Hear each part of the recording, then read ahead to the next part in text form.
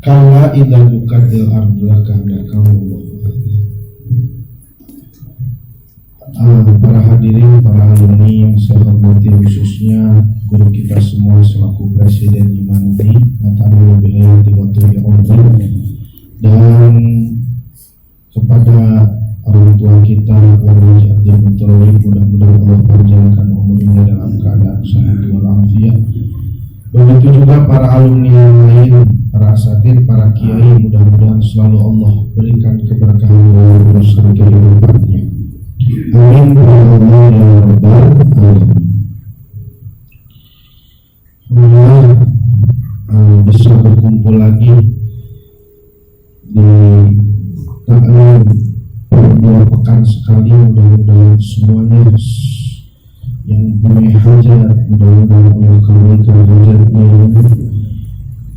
Allah selesaikan urusannya, Allah permudah urusannya, dan mudah-mudahan seluruh pondok pesantren baik Nurul Hidayah pusat ataupun cabang, Allah berikan kelancaran, kemudahan, keberkahan, khususnya di sini salah satu cabang pondok pesantren Nurul Hidayah itu Nurul Hidayah Al-Khidmah, Allah berikan keberkahan dan kelancaran. Amin ya Allah ya Rabbal alamin. Hadirin yang dimuliakan oleh Allah Subhanahu wa taala, Muqatil pernah bercerita bahwasanya di dalam rumahnya Umayyah ada seorang anak yatim yang bernama Udamah bin Maz'un yang tidak diperhatikan oleh Umayyah.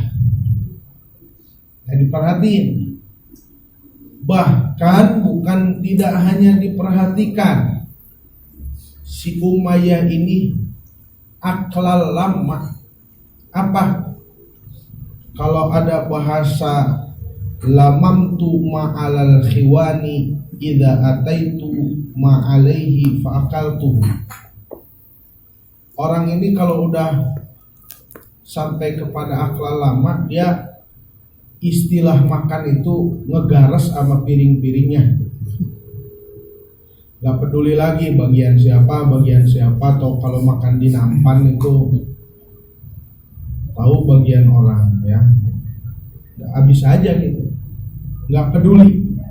Tidak peduli apa yang ada di atas itu dimakan, dilahap. Nah, ini Umayyah ini melakukan hal seperti itu. Dan dia ini mempunyai perasaan, memiliki perasaan bahwasanya kemuliaan itu dengan harta. Tuhan memberikan bukti kalau Allah memberikan kemuliaan itu yaitu dengan harta. Dan kalau Allah ingin menghinakan seseorang, ya dimiskinkan.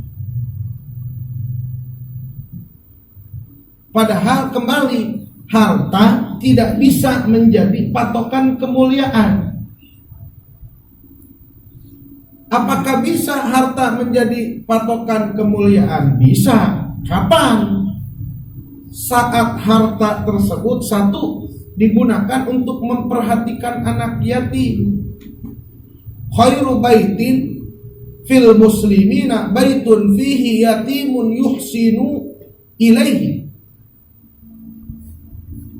Dan wa syarru baitin fil muslimina baitun fihi yatimun yusa'u ilaihi. Sebaik-baiknya rumah yang di dalam rumah tersebut ada anak yatim dan diberbuat baik. Si anak yatim ini diperlakukan baik. Begitu. Nah, selama ingin rumah kita baik, ya begitu caranya. Pondok pesantren baik begitu. Dari Nurul Hidayah dari dulu memperhatikan yatim, ya dah. Walaupun terkadang yatimnya itu picabukeun gitu. Ujian itu ya. Ya namanya kenikmatan, apa namanya ibadah pasti ada ujiannya aja gitu ya. Belet, nggak bayaran, bikin kesel. Tapi ya itu barokah, barokah kalau itu ngingu yatim, apa? Ngurusin yatim gitu. Iya emang selain yatim nih. Sekolah. Bagus sih kalau ada yang bisa ngurusin yatim, bukan ngurusin tapi buat kurus ya. Nah, itu satu. Yang kedua, di dalam ayat ini mana memperhatikan fakir miskin. Nah, untuk zaman saat ini yang memperhatikan yatim sebenarnya banyak. Tapi yang sedikit itu memperhatikan orang miskin. Sudah jarang orang itu sedekah sama orang miskin. Karena menurut dia kurang manfaat. Karena sedekahnya masih punya gorod ahor, punya tujuan lain.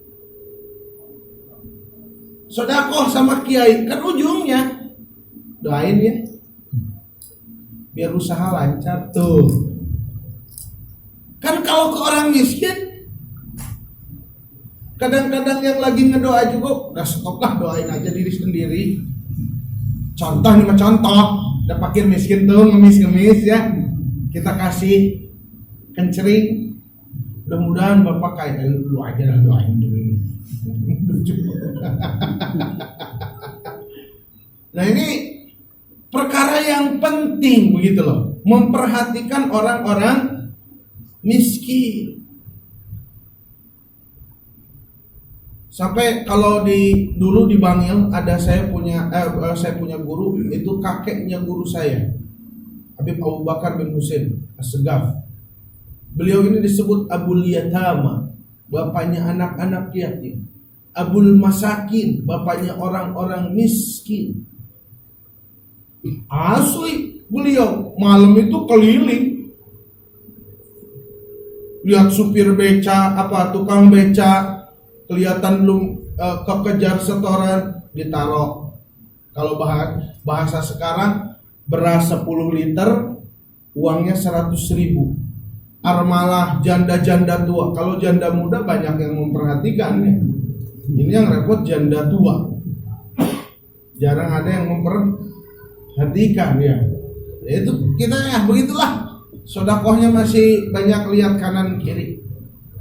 Nah, ini kembali lagi, harta tersebut tidak bisa menjadikan kemuliaan bagi seseorang kalau tidak ada perhatiannya kepada siapa? Kepada yatim.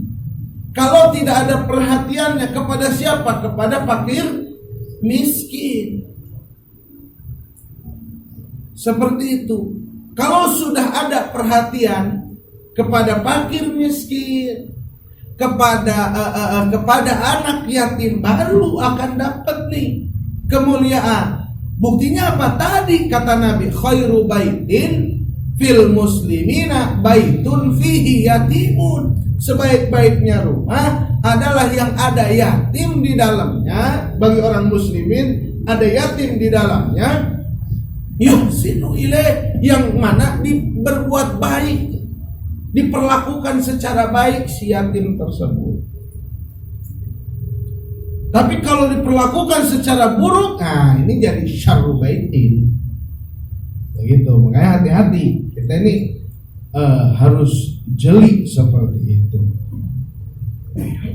Nah ini Muqatil itu bercerita, ternyata ada orang yang seperti itu. Jadi inti harta yang menjadi mulia,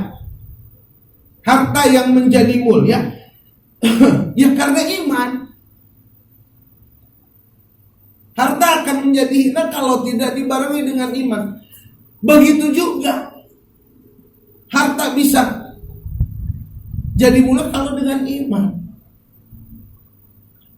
Nabi kan bersabda ya, innallaha yu'tid dunya liman yuhibbu wa liman la yuhibbu. Allah memberikan dunia bagi orang yang Allah cintai dan orang yang Allah tidak cintai. Yang Allah cintai, Allah kasih dunia.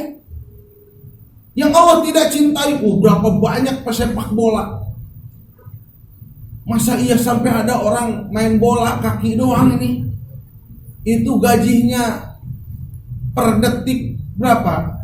Rokok sebungkus lah, 18.000 per detik. Allah,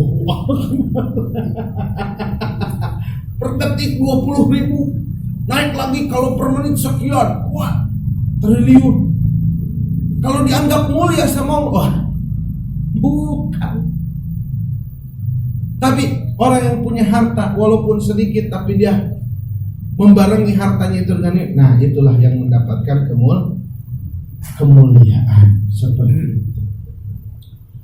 Makanya tinggal dilihat saja kecintaan kita terhadap harta. Dan hati-hati, kemarin kan sudah sedikit disinggung begitu. Termasuk daripada tanda-tanda kekufuran itu, termasuk daripada tanda-tanda sifat orang kafir ini, cinta terhadap harta yang berlebihan. Innal insana li rabbihi lakanud wa inna ala dzalika lasyahid wa inna ala dzalika lasyahid wa innahu li hubbil khairi lasyadid. Jadi mereka ini al-insan al-kafir, orang manusia yang kafir, yang tidak percaya terhadap Tuhannya, yang mana mereka terhadap Tuhannya ini membangkang, tidak percaya. Dan mereka menyaksikan hal tersebut, mengetahui hal tersebut. Dia menyaksikan hal tersebut. Oh, dan ternyata mereka ini cinta terhadap harta amat sangat dahsyat. Ini serem.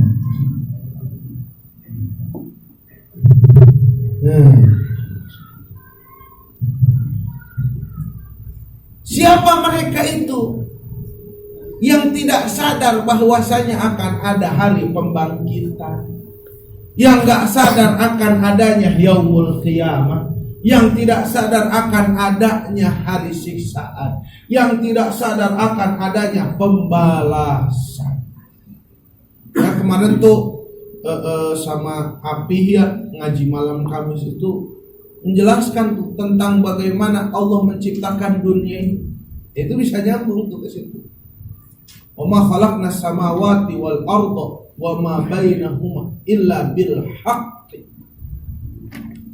Dan Allah tidak menciptakan langit dan bumi kecuali dengan hak.